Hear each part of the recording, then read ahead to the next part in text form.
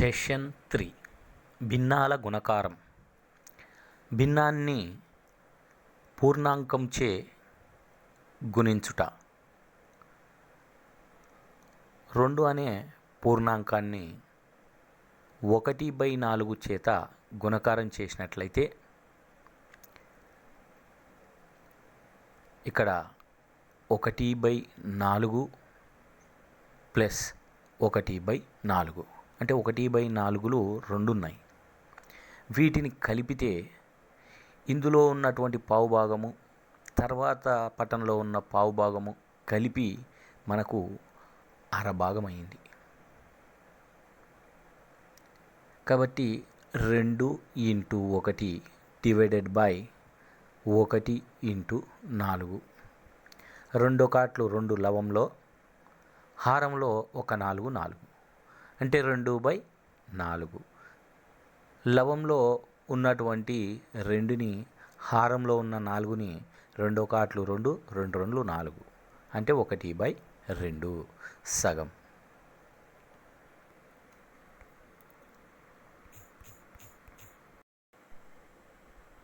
భిన్నాన్ని మరొక భిన్నముచే గుణించుట.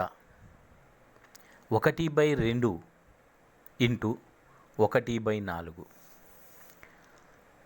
మొదటి పటంలో 1/4 అంటే మొత్తం 4 సమభాగాలుగా విభజించినటువంటి దాన్ని 1/2తో గుణకారం చేస్తున్నాం. అంటే 1/4ని మళ్ళీ దాంట్లో సగం చేయటం. 1/4లో సగం చేయటం అంటే మొత్తం ఎన్ని భాగాలు అవుతాయి? 8 సమభాగాలు అవుతాయి. కాబట్టి లవంలో ఉన్నటువంటి వాటిని 1 × 1, హారంలో ఉన్నటువంటి 2 × 4. కాబట్టి 1 × 1 1 బై 2 4 8. అంటే మొత్తం ఉన్న పటాన్ని 8 సమభాగాలు చేసి దాంట్లో ఒక్క భాగాన్ని తీసుకుంటే వచ్చేటువంటిది ఏదైతే ఉందో అది 1/8. ఈ విధంగా పటము ద్వారా మరియు గుణకారం ద్వారా మనం సరిచూసుకోవచ్చు.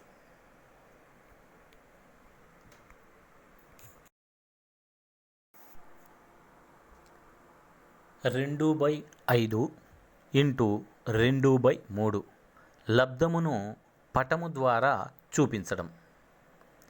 మొట్టమొదటి భిన్నము 2/5 అంటే హారంలో 5 ఉంది కాబట్టి పటాన్ని 5 సమభాగాలుగా విభజించాం మొదటి పటంలో.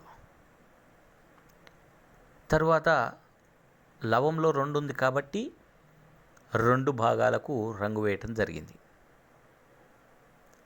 రెండవ పటం 2/3 అంటే హారంలో ఇక్కడ 3 ఉన్నది కావున 3 సమభాగాలుగా విభజించాము. తర్వాత లవంలో 2 ఉంది కాబట్టి 2 భాగాలకు రంగు వేయటం జరిగింది. పరిమాణం సేమ్ ఉండాలి.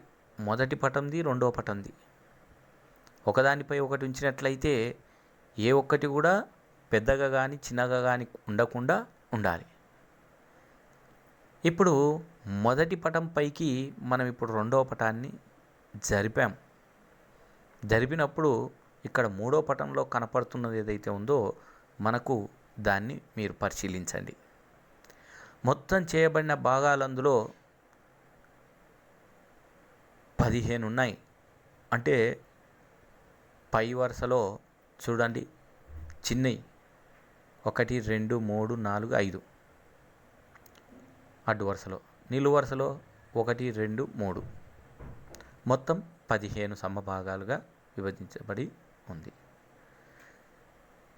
తర్వాత లవంలో 4 ఉంది. అంటే ఇక్కడ బ్లూ కలరు తర్వాత పింక్ కలరు ఇవి 2 కలిసిపోయినటువంటి ప్రదేశంలో మనకు 4 కనపడుతున్నాయి చూడండి. కాబట్టి పటము ద్వారా మనకు 4/15 అనేటువంటిది నిర్ధారణ అయిపోయింది.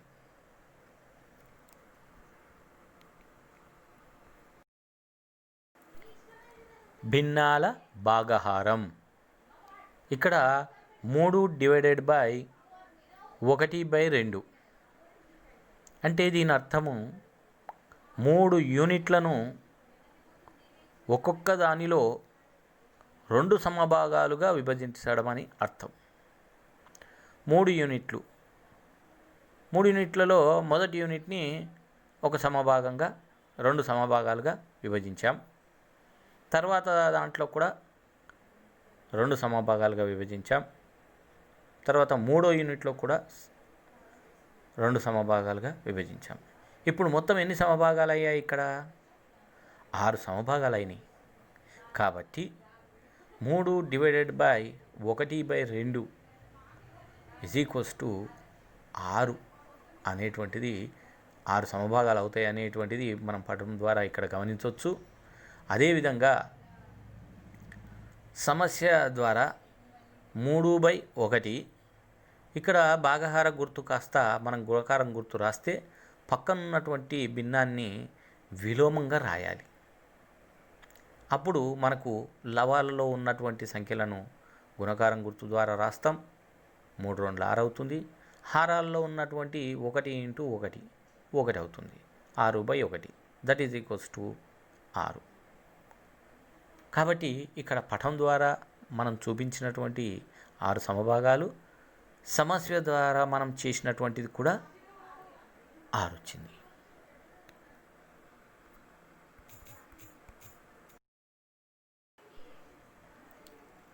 ఇక్కడ 2/1/3 పటము ద్వారా ఏమవుతుందో తెలుసుకుందాం. 2 అంటే 2 యూనిట్లు. ఒక్కొక్క యూనిట్ని 3 సమభాగాలుగా విభజించాలి. అంటే ఒక్కొక్క దానిని 3 సమభాగాలుగా విభజిస్తే మరి ఈ 2 యూనిట్లలో ఉన్నటువంటి సమభాగాలు మొత్తం ఎన్ని అవుతాయి? 6 సమభాగాలు అవుతాయి. కాబట్టి 2/1/3 ఈజ్ ఈక్వల్స్ టు 2/1 ఇంటూ భాగాహారం గుర్తు కాస్త మనం గుణకారం గుర్తుగా మారిస్తే పక్కన ఉన్నటువంటి భిన్నాన్ని దాని యొక్క విలోమం రాయాలి. అంటే లవం హారంగా, హారము లవంగా రాస్తాం. అంటే 3/1 అవుతుంది. 1/3 కాస్త 3/1 అవుతుంది. అప్పుడే మనకు లవాలలో 2 × 3 2 3 6, హారాల్లో ఉన్న 1 × 1 1. కాబట్టి పటము ద్వారా వచ్చినటువంటిది 6 సమభాగాలు, సమస్యను సాధించడం ద్వారా వచ్చినటువంటి 6 మనకు సరిపోయింది. కాబట్టి ఈ విధంగా మనము పూర్ణ సంఖ్యలను భాగించేటప్పుడు పటము ద్వారా సులభంగా మనకు అవగాహన చేసుకోవచ్చు.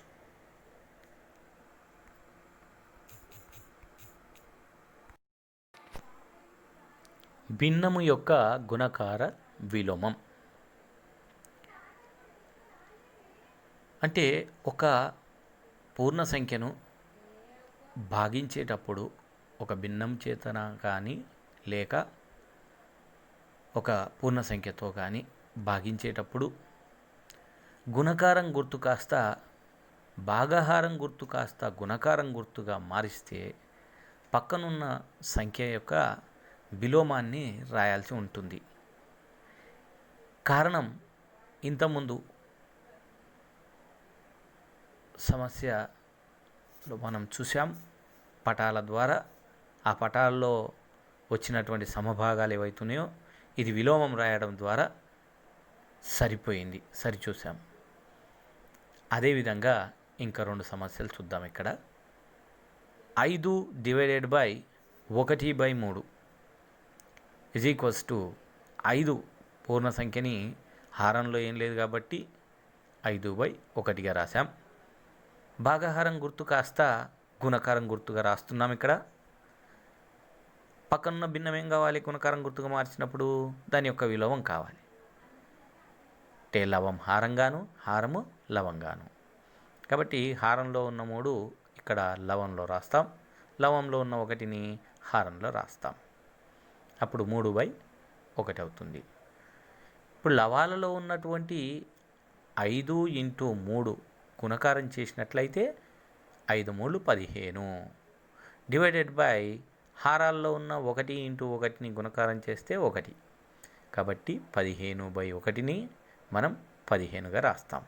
హారంలో 1 ఉన్నట్టయితే దానికి విలువ ఉండదు కాబట్టి దాన్ని తొలగించేస్తాం, రాస్తాం. లవంలో ఉన్నట్లయితే ఖచ్చితంగా విలువ ఉంటుంది, తొలగించం. కానీ ఏదైనా ఒక సంఖ్యలోని హారంలో 1 ఉన్నట్లయితే దాని యొక్క విలువ తొలగించినా కూడా మారదు. కాబట్టి 15/1ని 15గా రాశాం. తర్వాతది 7/1/4. ఇక్కడ పూర్ణ సంఖ్య 7 కాబట్టి హారంలో ఏం లేదు కాబట్టి 1 రాశాం.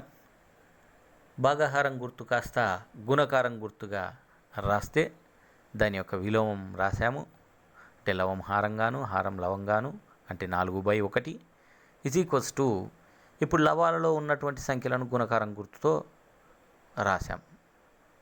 అంటే 7 × 4 / 1 × 1. అంటే 7 × 4 = 28 / 1 × 1 అంటే 1. ఇక్కడ కూడా హారంలో 1 వచ్చింది కాబట్టి దాన్ని తొలగించేసి 28 రాశాం. ఈ విధంగా ఒక పూర్ణాంకాన్ని ఒక భిన్నంచే భాగించాలంటే ఆ భిన్నం యొక్క గుణకార విలోమంచే గుణకారం చేస్తే సరిపోతుంది. కాబట్టి ఒక పూర్ణాంకాన్ని ఒక భిన్నంచే భాగించాలంటే ఆ భిన్నం యొక్క గుణకార విలోమంచే గుణించాలి.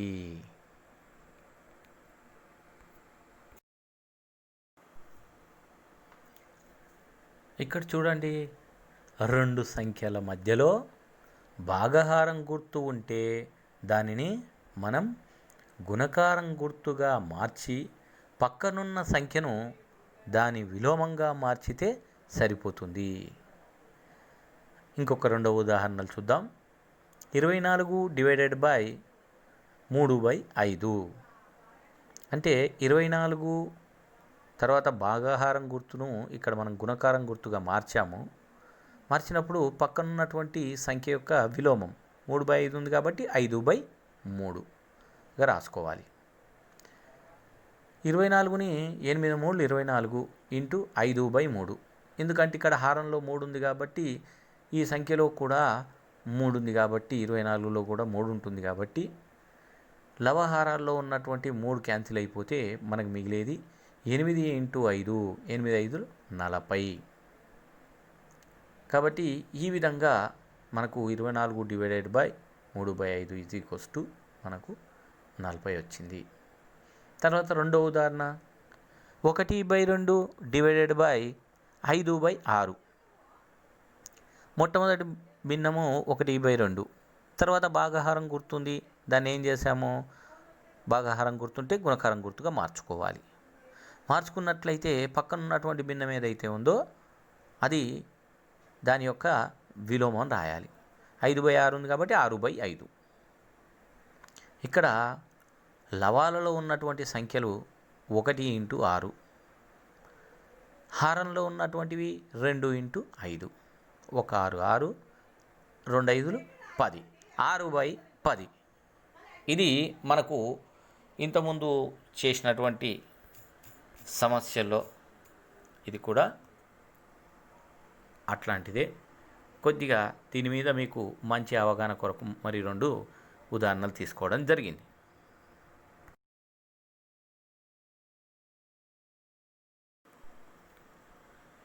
దశాంశ సంఖ్యలు లేదా దశాంశ భిన్నాలు. దశాంశ భిన్నాలు అంటే భిన్నాల హారాలలో 10 లేదా 100 లేదా 1000 అండ్ సో ఆన్ ఈ విధంగా ఉన్నటువంటి భిన్నాలను దశాంశ భిన్నాలు అంటారు. ఉదాహరణకి 3/10, 8/100, 2/1000 అండ్ సో ఆన్. ఈ విధంగా హారాలలో చూడండి, ఇక్కడ 10, రెండో భిన్నంలో కూడా హారంలో 100, మూడో భిన్నంలో హారంలో 1000. ఈ విధంగా 10, 100, 1000, 10,000, 1,00,000 ఆ విధంగా హారాలలో ఉన్నటువంటి సంఖ్యలు ఉన్నట్లయితే వాటిని దశాంశ భిన్నాలు అంటారు. వీటిని దశాంశ సంఖ్యలుగా కూడా మనము రాయొచ్చు.